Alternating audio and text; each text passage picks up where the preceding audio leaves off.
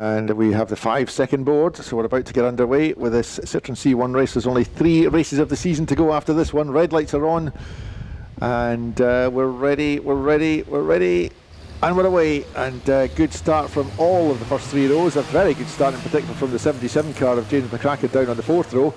And the first 4 cars are all bunching together nicely as they go towards Duffus. Who's going to get into the lead first? Dan Martin's going to brave it round the outside. So the leading pair off the front row, side by side, all the way down to McIntyre's.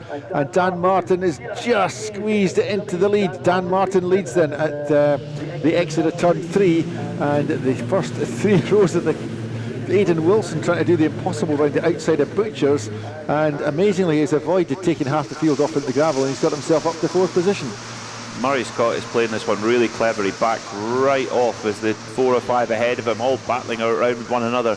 He doesn't need to win this race, just keep out of trouble. That's what it's all about. He backed right off, allowed them to have their squabble, and he'll just, if he's got the pace, he'll pick his way through. But Murray Scott has got to get this championship done. Even if Dan Martin wins the race, he's just got to finish, that's all. Yeah, he's finished top 10, I think he's got to top be, but 10, he should manage that. There's 15 cars in the race, but his highest risk point of the race is about now, the first couple of laps when you're starting midfield on the grid, but he's weathering it well. He's staying out of trouble so far, so fingers crossed for him.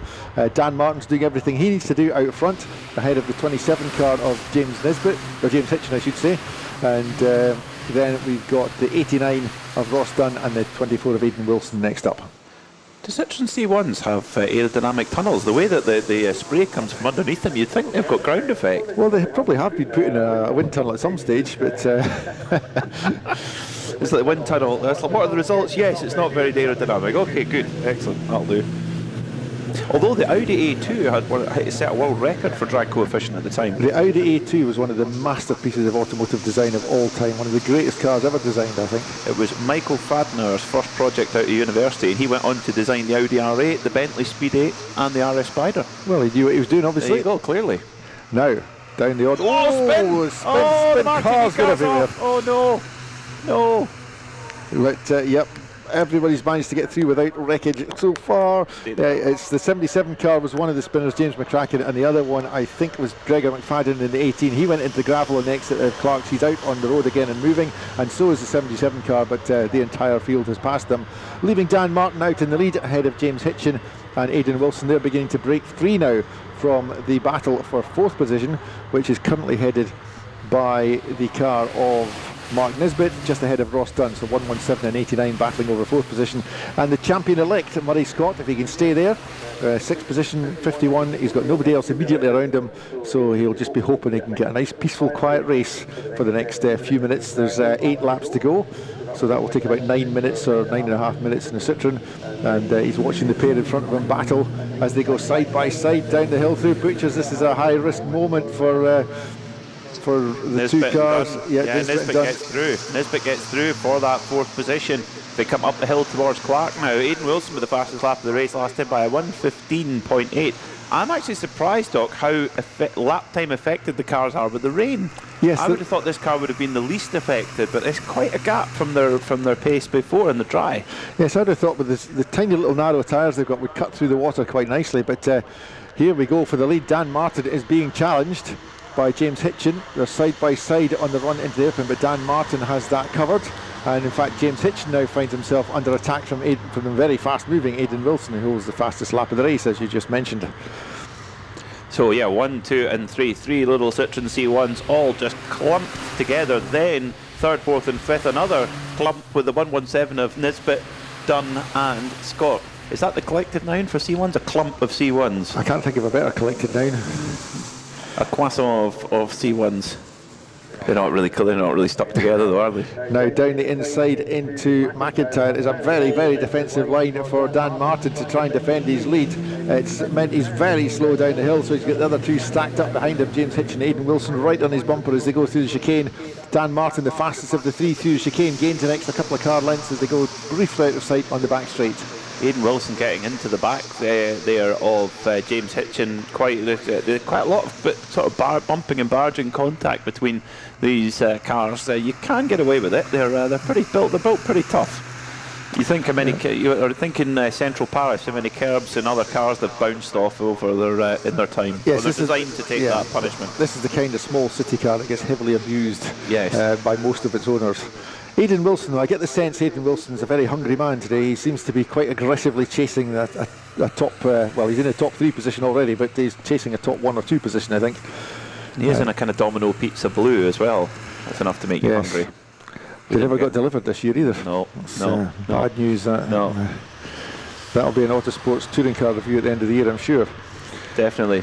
No Domino's pizzas delivered to the Porsche Carrera Cup GB. Make sure you get that in the review now. We're just talking to Autosport off air here. Meanwhile, Dan Martin still leading the race. James Hitchin still clinging on in second place, but here comes Aidan Wilson down the left-hand side of the road. They go side by side into Butchers. Oh my goodness! Aidan Wilson goes through a huge puddle, clouds of steam, and after all that, he ends up still in third position on the exit of the chicane. That was quite spectacular. The car into the gravel, straight towards the right to sell at the exit of McIntyre's. Is he going to get back on track? Yes, he does. That's good news. So no need for a safety car. Fastest lap of the race is with 12th position James McCracken. That's the Martini liveried car. He's obviously angry with himself after that little spin at Clark, and he's now determined to make up the lost time, and he is flying with a 1 minute 15.298. So coming through the hairpin now, Dan Martin leads the way. This has been a really good drive. I mean, all he can do is try and win the race and hope that something happens behind him, but and he is doing exactly that. He's about 4 car lengths to the good right now. Put a number on it, 0.9 of a second. Yep, 0.911 of a second. It should be a Porsche Carrera Cup race. There you go.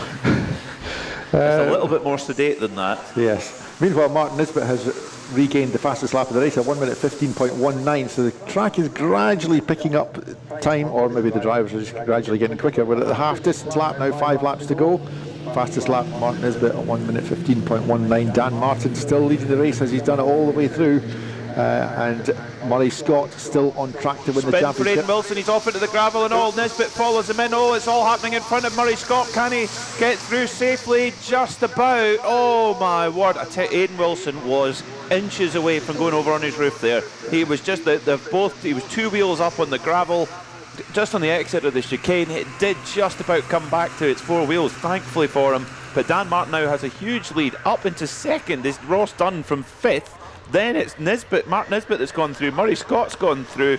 Aidan Wilson's dropped back, and it's all changed. Aidan Wilson making up a place already, though, as he tries to recover, coming through the hairpin.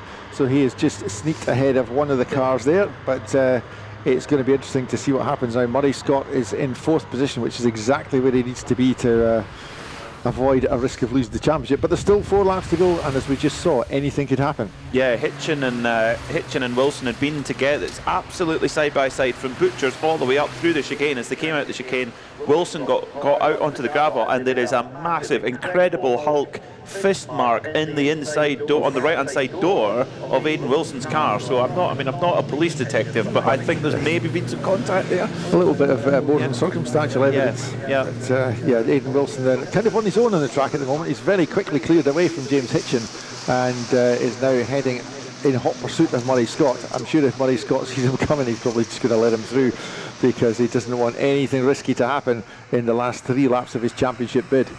I'm sure when he saw cars going everywhere in front of him, he thought, no, not today. No, please, no. Knowing that really anything around where he is absolutely fine. The big damage on the right-hand side door of Aidan Wilson's car, that's a bit frustrating in the last race of the season. Just only thinking, I'm going to put it up on Auto Trader tomorrow and get myself a new car for next year. Oh no. Yes, I'll be down to the scrapyard for a new door tomorrow. Yeah. But you got any in Domino's Pizza Blue? Yes, with a K and a W on the side. Yes, it's quite a big gouge. It's been taken out the bottom of the driver's door, and a nice tyre mark to go with it. But Martin Nisbet now gets the fastest lap of the race at 1 minute 14.672. The pace is increasing all the time. Dan Martin, though, with a safe 1.6 margin out front at the moment, with just 2.5 laps remaining as they head down towards Butchers and the chicane complex once again. Murray Scott is closing in nicely onto the back of Martin Nisbet. although I don't think he's got any desire to take the risk of an overtake. But he will be watching his mirror because Aidan Wilson is closing in fairly quickly in that blue rocket ship behind him.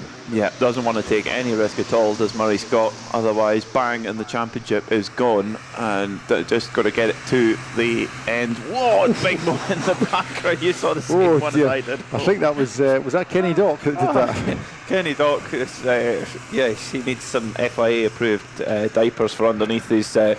It was the 27. Yeah. Oh no, it was Hitchin. It was Hitchin. Oh, it was Hitchin, had yes. A massive moment there coming out of Clark's. Yeah. And that's lost him all his momentum up towards the hairpin, so Kenny Dock's just gone sailing past, and as long as Kenny Dock can turn it to the apex of the hairpin, which he's done, he's going to come out one place further up the order, which puts him, I think, into 6th position. Mind you, James Hitchin is fighting back. They're going to be side by side as they cross the line, and they've got the 70 car of Andrew Davison right behind them as well. Aidan Wilson has now set the fastest lap of the race, 14.495. So it's probably running a little bit lighter now. It's had a bit knocked out of it. Well, it's had a chunk taken out. Well, maybe it's the aerodynamics, because if you see aerodynamic models of cars, they tend to have a sort of slim waist, and then they tail out. If you see the aerodynamic models, the ideal saloon car, it's got a sort of tapered in waist, and that's exactly the effect that we've got on Aidan Wilson's car. As somebody goes off into the gravel on the exit of McIntyre trying to regain the track at Butchers. That is hard to tell. Kenny Dock. It's Kenny Dock who's gone off there, but he's got back going again. So you're saying it's now like a Class 1 DTM car? Yes, it is, yeah. It's the perfect aerodynamic shape, and that's why it's catching Murray Scott. Murray Scott must be getting nervous now. As they cross the line in a few seconds' time, they'll be on to the last lap of the season, and Murray Scott will have 1.25 miles to get to the finish in the position he's in, or he can drop a position if he wants, and he'll be safely the champion confirmed. But he's got this slightly wild card element of Aidan Wilson behind him. How much does Aidan Wilson want to make up one more place in the last 1.25 miles of the season?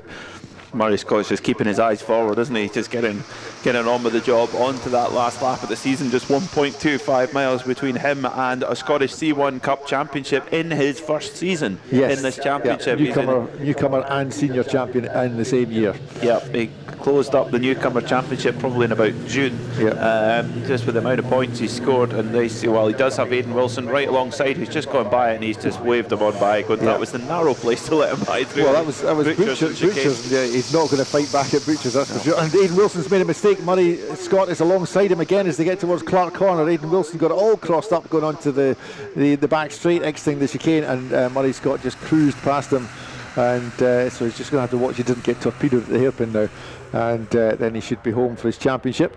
He'll be well aware of that blue car behind him, but also Dan Martin will be well aware of the fact if he gets through the last corner successfully, which it looks like he's about to do, he will win the race, and that gives him the maximum chance of stealing the championship, but not with Murray Scott just 4 or 3 places behind. Here we go then, checkered flag waves for the last Citroen C1 race of the year. It's won by Dan Martin in car 99, Ross Dunn 89 is second, Martin Nisbet 117 third, Murray Scott confirms his championship with car 51 in 4th position, and Aidan Wilson finishes 5th in car 24. Then we've got a bit of a wait then for the rest, and James Hitchin just pipped on the line by Andrew Davison in the number 70 car, who takes 6th position. James Hitchin finishes 7th in car 27.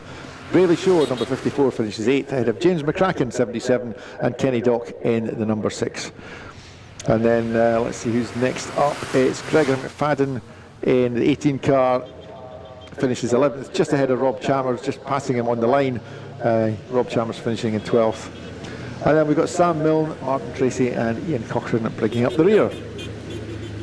So an enthralling C1 race, championship jeopardy all the way through, because although Murray Scott was in a comfortable position, it wasn't very comfortable when you looked at the cars around him. It got a bit uncomfortable when that incident there between Mark Nisbet, who got up onto the podium, so he'll be able to give the 117 of Mark Nisbet will be able to give his account to Chris Hosey of what went on there at the chicane, and because there was quite clearly big contact between him and cars everywhere. Cars everywhere. So that was all happening in front of Murray Scott, and he's just thinking, I've just got to finish this race. I don't need involved in this. This is not what I need. And he's seen all these cars firing off all over the place. A really good drive there. Murray Scott just played that one clever. Didn't let the pressure get to him, and he's got the job done. He is your champion there in car number 51. Yep. So So that's the finishing order of that race then. Number 99 Dan Martin, 89 Ross Dunn, and 117 Mark Nisbet. Ross Dunn racing as a guest driver, so not scoring points in that one. Murray Scott winning the newcomers class, as well as confirming his position as the overall series champion.